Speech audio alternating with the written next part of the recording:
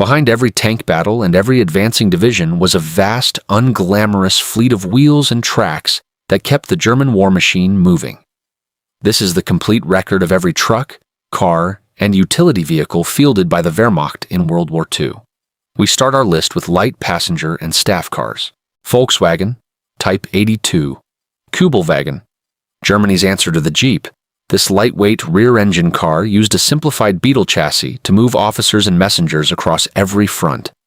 Its air-cooled engine shrugged off both desert heat and Russian frost with equal ease. Volkswagen, Type 166 Schwimmwagen. An amphibious cousin of the Kübelwagen, it used a fold-down propeller to cross rivers and canals without waiting for engineers to build a bridge. Its four-wheel drive made it a favorite for forward reconnaissance patrols. Horch 830. A six-cylinder staff car built for senior officers, it balanced comfort with genuine cross-country ability. Its complex drivetrain made it expensive to produce and finicky to repair in the field. Horch 901. The heavier, four-wheel drive stablemate of the 830. It became one of the most recognizable command cars of the war. Its rugged chassis later formed the basis for several light reconnaissance variants. Wanderer W23. A mid-size passenger car pressed into staff transport duty, it offered smooth road manners, but little else suited to military life. It gradually faded from frontline use as purpose-built cars took over. Mercedes-Benz 170V. A compact, dependable saloon used widely for courier and light liaison work. Its simplicity made it easy to maintain even for units without skilled mechanics. Mercedes-Benz 230. A slightly larger sedan often assigned to mid-ranking officers. It offered a smoother ride than the 175, but was never built in comparable numbers. Mercedes-Benz 320. A powerful and well-appointed touring car reserved mostly for senior commanders. Its size and thirst for fuel limited its practicality outside rear area use. Mercedes-Benz 770 Grosser. An enormous, heavily built limousine reserved for the highest levels of the Nazi state. Some examples were armored, turning a parade car into a rolling steel box. Mercedes-Benz 540K. Fitted with a supercharger whose distinctive whine warned pedestrians to clear the road. This open touring car carried Hitler and senior party officials at state functions. Fewer than 500 were ever built, making it one of the rarest sights on German streets. Opel Olympia. A small, all-steel civilian saloon adapted for light military transport. Its unibody construction was considered advanced for the era, but left it vulnerable to rough terrain. Opel Kapitän. A mid-size sedan frequently requisitioned from civilian stock to fill gaps in the officer motor pool. Its comfort made it popular, though spare parts became scarce as the war dragged on. BMW 326.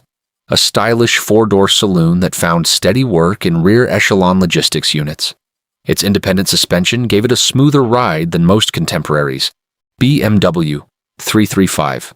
A larger, more powerful sedan built for speed on Germany's autobahns. It served mainly as a fast courier car linking distant headquarters. Adler Diplomat. A heavy luxury sedan used almost exclusively by high-ranking staff. Its size made it a stable long-distance cruiser, but a poor performer off paved roads. Adler 3GD. An unusual front-wheel drive staff car whose layout was rare for a European military vehicle of the period. Engineers favored it for the extra cargo space its drivetrain freed up in the cabin. Maybach SW38. An ultra-expensive, hand-built limousine reserved for the military and political elite. Only a small number were ever produced, making it one of the rarest cars of the war. Steyr 220. An Austrian-built sedan favored by officers serving in mountain and alpine divisions. Its strong six-cylinder engine gave it noticeably better climbing power than comparable German saloons. Tatra 87. A Czech-built aerodynamic saloon prized for its rear-mounted air-cooled engine and startling top speed. Many were requisitioned by German officers who valued both its style and reliability. Moving on to light and medium cargo trucks. Opel Blitz, the single most common truck in Wehrmacht service, instantly recognizable by its lightning bolt badge. Simple, rugged, and mass-produced, it formed the backbone of the entire supply system. Mercedes-Benz L1500. A light truck adapted from civilian designs, often fitted out for firefighting or light cargo duty. Its four-wheel drive variant gave frontline units genuinely useful off-road capability. Mercedes-Benz L3000, a 3-ton hauler that competed directly with the Blitz for logistics work. Reliable but built in smaller numbers, it filled gaps wherever Opel production couldn't keep pace. Ford G917T. An earlier German-built Ford design used through the first half of the war. Steadily eclipsed by newer trucks, it remained in secondary service well into the later years. Ford V3000S, the German Ford branch's answer to the Blitz, sharing similar dimensions and cargo capacity. Its dependable engine made it a trusted workhorse on multiple fronts. Borgward B3000. A solid 3-ton truck built to help meet the Army's enormous transport demands. It never achieved the fame of the Blitz, but served just as hard. Magirus S330. A durable cargo truck often converted into mobile workshops and fuel tankers. Its toughness made it valuable for specialized rear area support roles. Magirus A3000. The all-wheel drive version of the same design, prized for pushing through mud and snow where standard trucks became stuck. Frontline units fought over the limited numbers available. Mahan E3000. A standard 3-ton cargo truck built to strict military specification. Unremarkable but dependable, it quietly kept supply lines running for years. Bussing 500. A heavy-duty hauler frequently seen towing ammunition trailers behind the front. Its strong chassis made it a favorite for the heaviest and most awkward loads. Krupp Protze L2H143. A distinctive 6-wheeled light truck built around an air-cooled engine that made cold starts far less troublesome than water-cooled rivals. Its most common job was towing the 3.7-centimeter PK-36 anti-tank gun straight into forward positions. Kluckner Deutz A3000. A diesel-powered cargo truck valued for far better fuel economy than its petrol-driven competitors. Its air-cooled engine also made it less prone to freezing solid during Eastern Front winters. Phenomen Granite 1500. A light truck often converted for ambulance duty thanks to its softer suspension. Its versatility saw it used for everything from casualty evacuation to general utility hauling. Steyr 1500A. An Austrian-built, air-cooled truck prized for its performance in extreme heat. It became especially valuable in the North African campaign, where lesser vehicles overheated and failed. Škoda 256. A Czech-built truck absorbed into German service after occupation. Its solid construction helped supplement chronically stretched German production numbers. Now let's look at heavy cargo trucks. Mercedes-Benz L4500. A powerful 4.5-ton truck built for long hauls over improved roads. Its size made it a common sight on major supply routes far from the front. Mercedes-Benz L6500. One of the largest trucks in regular Wehrmacht service, used for moving bulk supplies in massive quantities. Its thirst for fuel made it a logistical burden of its own. Main ML 4500. A rugged heavy truck built to endure sustained abuse from constant frontline use. It played a central role in keeping armored divisions supplied with fuel and ammunition. Bussing 4500. A standard heavy hauler that shared many components with its lighter siblings. Its robust build let it survive conditions that destroyed lesser trucks. Henschel 33. An early 6-wheeled heavy truck recognizable by its distinctive boxy cab. Solid and dependable, it remained in frontline service throughout the entire conflict. Krupp L3H163. An improved 6-wheeled heavy truck used for hauling and mounting specialized equipment. Well built but costly, it never fully replaced cheaper alternatives. Vomag 8LR. A massive heavy truck often used as a mobile platform for anti-aircraft guns. Its imposing size made it one of the largest wheeled vehicles on the road. Fawn 900. An oversized heavy hauler built primarily to move disabled tanks and outsized equipment between repair depots. Its enormous load capacity made it one of the few trucks capable of transporting a Tiger tank's individual components. Tatra 111. A Czech-built heavy truck powered by a distinctive air-cooled diesel engine. So successful was its design that production continued for years after the war ended, continuing with Halftracks and prime movers. Sd.Kfz, a medium 5-ton half-track used primarily to tow artillery pieces into position. Its tracked rear end gave it far better mobility than a standard-wheeled truck. Sd.Kfz, an 8-ton half-track widely used to haul heavy anti-aircraft guns and howitzers. Its powerful engine and load capacity made it one of the most valuable prime movers in the fleet. Sd.Kfz, a 12-ton heavy half-track built for the largest and heaviest artillery pieces. Few vehicles in the Army could match its raw towing power. Sd.Kfz 9 Famo, the heaviest and most capable of all German half-tracks, weighing in at 18 tons. It was essential for dragging disabled tanks off the battlefield when nothing else could move them. Sd.Kfz 10, a light 1-ton half-track produced in enormous numbers to tow anti-tank guns. Its agility and reliability made it indispensable to motorized infantry units. Sd.Kfz 11, a 3-ton half-track designed to tow medium artillery pieces. It struck a practical balance between mobility and hauling capacity for divisional support. Sd.Kfz 250, a light armored half-track built to carry small reconnaissance and command teams close behind advancing armor. More than a dozen distinct variants rolled off the line, from radio cars to light mortar carriers. Sd.Kfz 251. Nicknamed the Hanomag, this armored personnel carrier became the signature ride of the Panzer Grenadier, ferrying infantry directly into the assault under armor protection. Over 20 specialized variants existed, ranging from ambulance conversions to rocket launcher platforms. Sd.Kfz 4.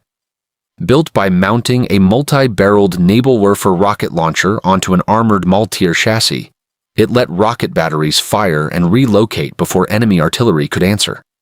Its light armor protected the crew only from shell splinters, not direct hits. Opel Maltier. A standard Opel Blitz truck fitted with rear tracks in place of its wheels. Born out of desperation to beat the Russian mud, it became a genuine logistical lifesaver on the Eastern Front. Ford Maltier, a similar conversion built on a Ford truck chassis rather than an Opel. It offered the same mud-defying advantage using whichever cargo trucks were available for conversion. Next on the list is fully tracked tractors. Raupenschlepper Ost, a purpose-built tracked tractor designed specifically to cope with the endless mud of the Eastern Front. Slow but nearly unstoppable, it became a vital supply lifeline where wheeled trucks simply gave up. Sd.Kfz 2 Kettenkrad, a strange hybrid of motorcycle and tracked vehicle originally built for paratroopers. Its small size let it squeeze through terrain that stopped conventional trucks cold. Moving on to motorcycles. BMW R12, a heavy motorcycle commonly fitted with a sidecar for reconnaissance and courier work. Its dependable flat twin engine made it one of the most widely used bikes of the war. BMW R75. Purpose-built for military service, this heavy sidecar motorcycle featured a driven third wheel for genuine off-road traction. It became one of the most capable two-wheeled vehicles of the entire conflict. Sd.Kfz 600. The solo predecessor to the KS 750, it carried dispatch riders and messengers long before the driven sidecar models arrived. Its flat twin engine set the template that later heavy Zundap models would refine. Zundap KS75. A close rival to the BMW R75, sharing its driven sidecar layout and rugged build. Together, the two models formed the backbone of German motorcycle reconnaissance units. DKWNZ 350. A simple, lightweight motorcycle valued for its ease of maintenance. Military police and dispatch riders relied on it heavily throughout the war. DKWR T125. A small two-stroke training and dispatch bike so simple in design that both Britain and the United States copied its blueprints as war reparations after 1945. It went on to inspire post-war civilian motorcycles on both sides of the Atlantic. NSU 601. A larger and more powerful motorcycle used for dispatch riding and rapid unit movement. Its stronger engine gave it an edge over lighter training bikes. Next up, armored reconnaissance and scout vehicles. Sd.Kfz 221. A small two-man armored car armed only with a machine gun, built for fast scouting ahead of advancing columns. Its light weight gave it speed but left it dangerously thin-skinned against enemy fire. Sd.Kfz 222. A light four-wheeled armored car armed with a small cannon used to scout ahead of advancing columns. Its speed and light armor suited fast reconnaissance work early in the war. Sd.Kfz 231. An eight-wheeled heavy armored car with driving positions at both ends, allowing rapid retreat without turning around. Its complex suspension gave it excellent performance over rough ground. Sd.Kfz 234 Puma. Widely regarded as the finest armored car of the war, combining high speed with a genuinely potent gun. It could outfight most Allied reconnaissance vehicles it encountered. Sd.Kfz 247. A lightly armored command car built to carry senior officers safely near the front lines. Unlike its reconnaissance cousins, it carried no turret or main armament, relying on speed and armor plate alone. Sd.Kfz 263. A radio variant of the eight-wheeled armored car, fitted with a large frame antenna instead of a turret. It served as a mobile communications hub linking fast-moving panzer formations. Finishing off with captured and foreign service vehicles. Renault AHN, a French-built truck captured in large numbers after the fall of France. Its forward cab design gave it a strikingly modern look for the era. Citroën U23. A dependable French truck absorbed into German logistics after occupation. Simple and easy to maintain, it eased pressure on strained domestic production. Lafley S15T, a French artillery tractor captured in 1940, prized for the six-wheeled layout that let it clamber over shell-torn ground while towing guns. German units kept it in service for years after the French surrender. Fiat 626. A common Italian truck used widely by German units operating alongside Italian forces. Its modern cab layout made it comfortable by wartime standards. Praga RV. A Czech-built truck absorbed into service after the annexation of Czechoslovakia, valued for its unusually smooth-running six-cylinder engine. Its solid engineering made it a reliable stopgap during years of chronic truck shortages. Morris Commercial CS8. A British truck captured in large numbers during the fall of France and the North African campaign. Its sturdy chassis made it a popular prize wherever supply lines ran short. Studebaker US6, an American-built truck, many of which were captured from Soviet Lend-Lease stocks. Superior in reliability to most native Soviet designs, they were eagerly pressed into German service wherever found.